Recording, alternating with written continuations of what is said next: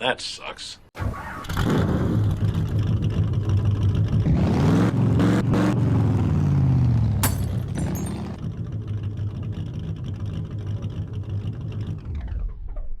Hey guys, finally he sleeps here. I'm back again in the wife's Chevy Sonic, which if anything is a fantastic source of material here for the channel.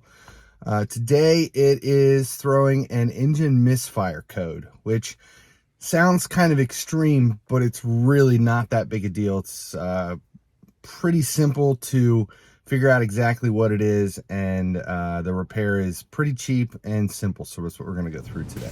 So initially she said that the engine was bogging down when it was driving.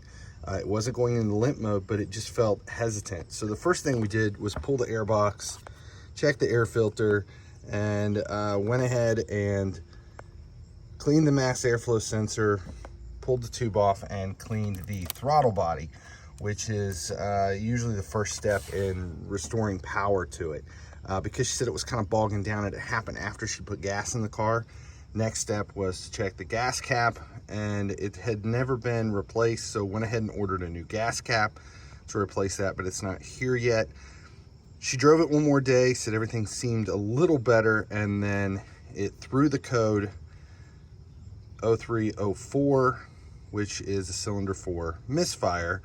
So this stuff helped, but it wasn't the main culprit. The main culprit was a cylinder misfire, and that can come down to one of two factors: spark plugs or ignition coil, or both.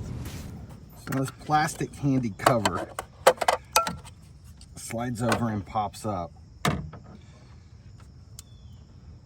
So what this is the ignition coil rail. Underneath the ignition coil rail are the 4 spark plugs. More than likely, the problem is the ignition coil rather than just the spark plug. But if you're trying to save money, the first step is to pull the ignition coil off, check the spark plug for cylinder 4, and see if it's corroded or bad. You can even test the continuity on the spark plug, but check it out first before you go any further. If this was another vehicle that didn't have an ignition coil rail, I would swap the ignition coils to see if the problem jumps cylinders.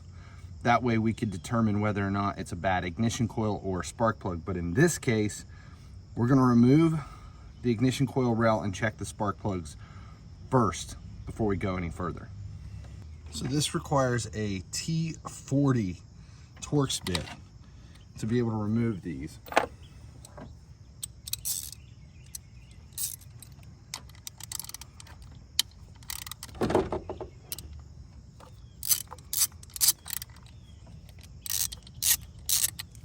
Then the next step is we're going to remove the plug here, adapter at the end, so that we can remove the rail. The entire rail just pops right up and out.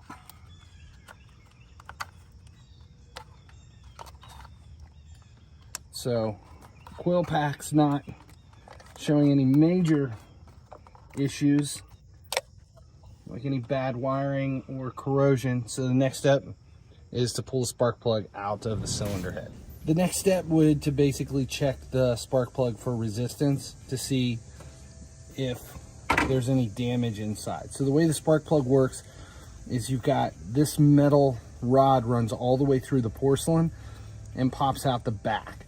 So if there's a crack in this, or the resistor's bad inside, then we'll have an issue where it's not sparking or coming through. So the next step is going to be to test the spark plug. You can see there's a little bit of carbon deposits. Nothing huge. Went ahead and cleaned it up. Just used some brake cleaner, sprayed on the tip, and used a wire brush to basically clean it up. Double check everything. We're gonna go ahead and replace everything anyway. Now this is my old multimeter. We're gonna switch it to ohms because we're looking for resistance. So just make sure you have it set to ohms, and we're gonna connect the point at the end and the back, and we should see the resistance jump up to about 6. There we go. So we're pushing about 5,000. So we know it's good. So now that all the spark plugs are back in, the next step is to replace the ignition coil. For us, we're gonna go ahead and swap the ignition coil out. I have a pretty strong feeling that it is the ignition coil. So we're gonna go ahead and replace it. Now that everything's put back together, the next step is to clear the codes on the code reader and then take it for a test drive, make sure everything's fixed. That's it. As long as you guys keep showing up, I'll keep making videos. He sleeps. Appreciate you guys. Make sure you drop a subscribe here on the channel for all things cars related, from do-it-yourself repair fixes to car shows to just a little bit about everything. Thanks a lot, guys. Until next time.